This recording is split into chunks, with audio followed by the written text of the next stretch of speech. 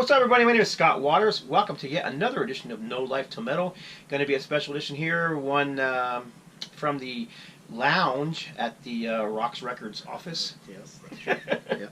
Yeah. We just thought we'd talk about one of the new releases coming out on Roxx Records, and of course you all know Bill Backford from past videos. Hello, everybody. And we have a new release coming out from Holy Soldier. Right. Last Train. And so Really we thought we'd excited just for do a little focus on Holy Soldier and their whole catalog. Yeah, we're going to do a little bit of focus on Holy Soldier, and we're also going to spend a couple minutes explaining the whole process from test pressing and the time it takes to manufacturing, and just give everyone a little quick idea of how that works exactly. So we'll start off, and then we're actually going to end by opening up with you the Last Train test pressing and giving you the first listen of Last Train on vinyl. So get ready for that one. So first up, you have the Holy Soldier demos, which Correct. needs to be released one of these days. Eventually, I know I've been trying to get Andy to let us do this and the guys, but Holy Soldier demos. It's kind of a homemade deal here, but it actually shows you before the first Myrrh album, which we're going to show in a minute. They put out 8-track demo. Actually, there was 2 demos. I think there were 4 tracks each. They're combined on this homemade deal that I made here. So Different singer, right? But, no, is it? I think so. I could be wrong. He's probably right. Let me see. So I thought it was still Stephen. No, I think this is pre-Stephen Patrick, if I'm not mistaken. Oh no, you're right. You're absolutely right. It was pre-Stephen. I remember now. You're right. It Yep. was. And really good stuff. But for some reason, the band hasn't allowed us to release it or doesn't want this stuff to come out. So this is I don't know why. This is good stuff. really good stuff. I actually remember hearing this on an LA radio station, 95.5 KLOS, when it originally the demo came out. They played the demo live, and I'd recorded it. And actually, some of the demos that I have recorded are from that radio show when they played it on the radio station. Nice. And then next up, we have the Oh yeah. the very first album. This is the Holy Soldier, just self-titled album, and I actually picked up a little cassette demo for the song "Tear Down the Walls," which is I went into a store in New Mexico, and they were giving out these free little cassette demos of the song "Tear Down the Walls," and I was like, Oh, nice. that song kills, and that's my favorite song on here still. But this whole album this needs to be re-released as well on vinyl, and I think that's coming next year. that's a little secret going on there. So yeah, it looks like that'll be coming next year. So, and he's got a vinyl version, which is pretty rare actually. Yeah, actually, the only thing that they've done on vinyl has been this debut album. So this was released in Europe through, I think it was Frontline Intense, right? Myrrh. No, Myrrh. Word. Yeah, that's right. I'm sorry. And again, it was the only thing so far until now that's been on vinyl and released on vinyl fully. So I've had this one for a while in my collection, and there's a couple of album flats from that album. We looked all over for a Last Train album flat. We couldn't find one, so Nope. you had to completely recreate that. Yep. So next up was the album that's coming out on Roxx, but we'll go to the next album after that, which was Oh yeah. Promise Man. Change of style here, change of sound.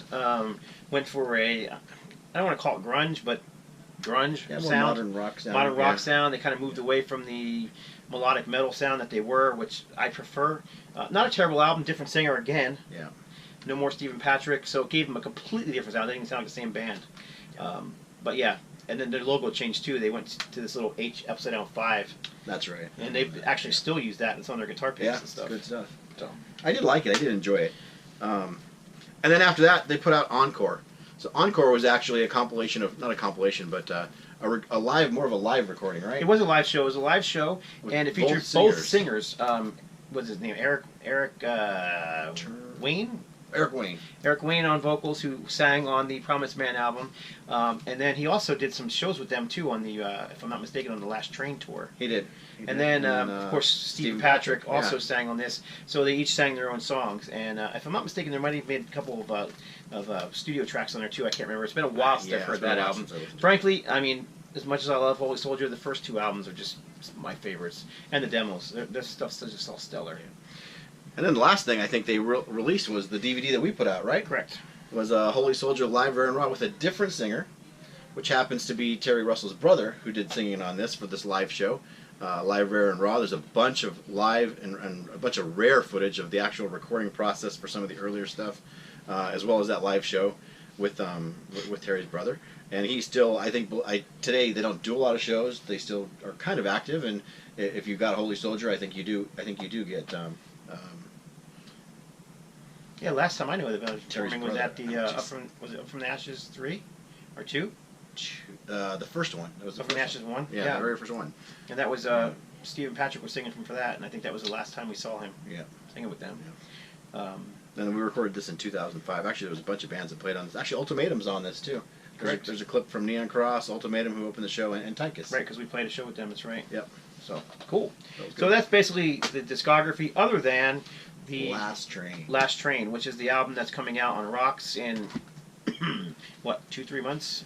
What's the time frame? Yeah, so the process is we've had the test pressing, we've had the actual remastered tracks, which were done by Cliffy.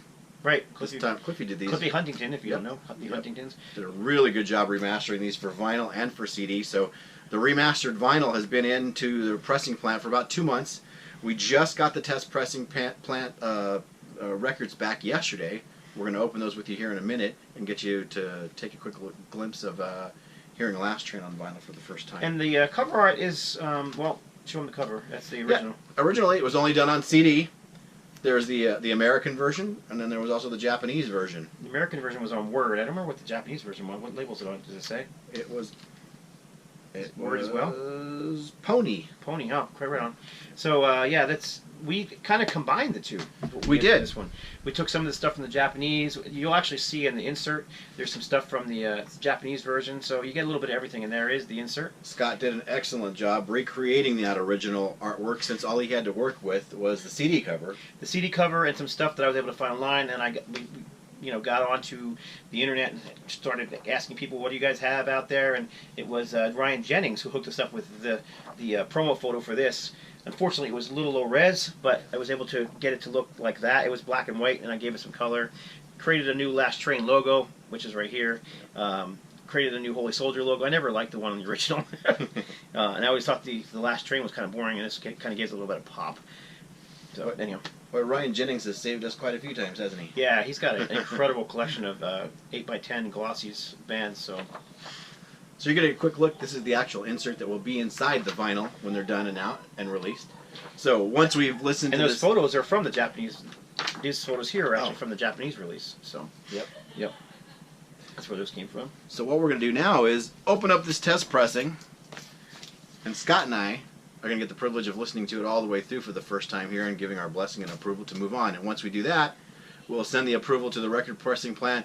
We're still probably 2.5 to 3 months from the time we give that approval till the finished product is in our hands. It literally takes us about 6 months to do a full. 6 months. I mean, 5-6 months. First of all, we have to get the right permissions from the bands. When you're doing a re-release, Right. the labels, whatever it might be, you got to pay whatever royalties there are, and then doing the artwork, you have to find the best thing you can do to get the a nice reproduction. Whether it be the original art is the best way to go. Yeah, Unfortunately, that's sure. not always possible.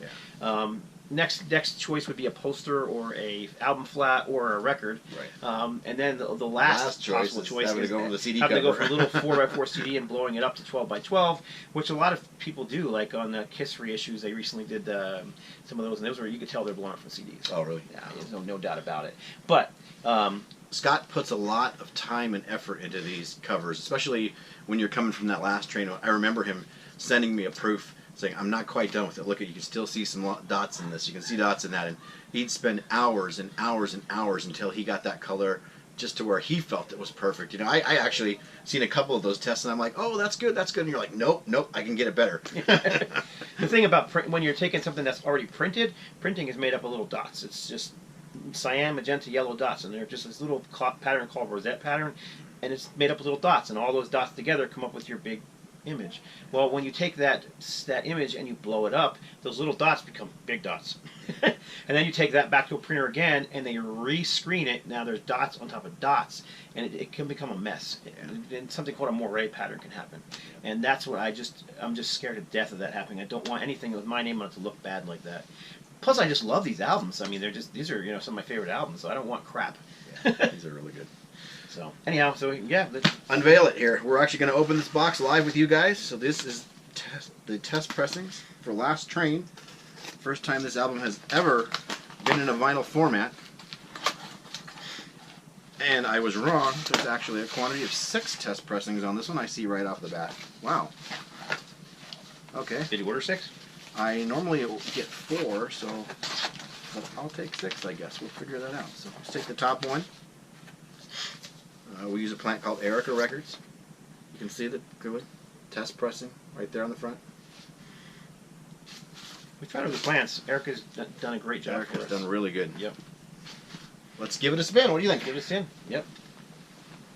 I'll tell you what, while I'm getting ready to give it a spin, why don't you give the folks a quick tease on Christovox. You've done so much work on this Christovox album. I think you should go a little through the progress of that. I gotta put the camera down, sorry. Let's see if it messes it up here. You're going to edit it anyways, huh? Yeah, I can edit it.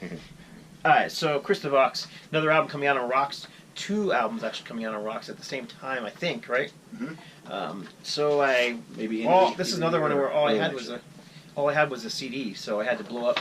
And I liked the original album cover art, so I scanned this in. This was my first attempt, and it's just not there. It wasn't what I wanted. It's just, it doesn't look bad, blown up from a 4 3/4 square format to the 12 by 12. But I don't know how well it's going to show in the video. But if you look real closely, and I'll hold there for a second, you can kind of see the dots that are still there, the dot pattern from the printing.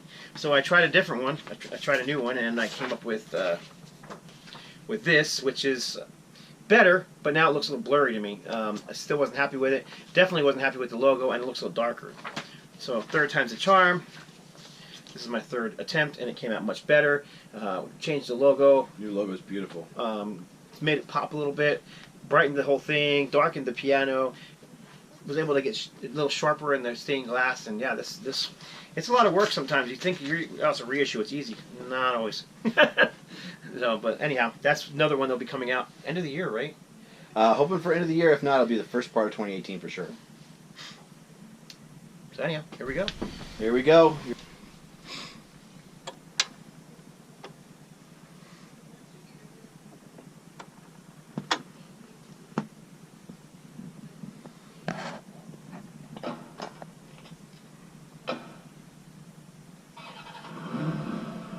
This side 2?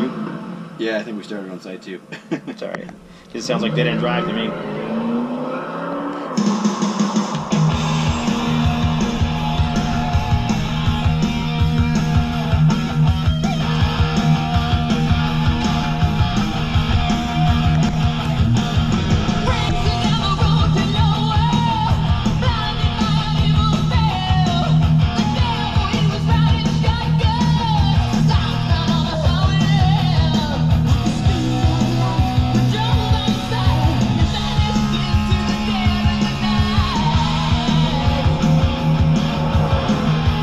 Sounding pretty good. It is.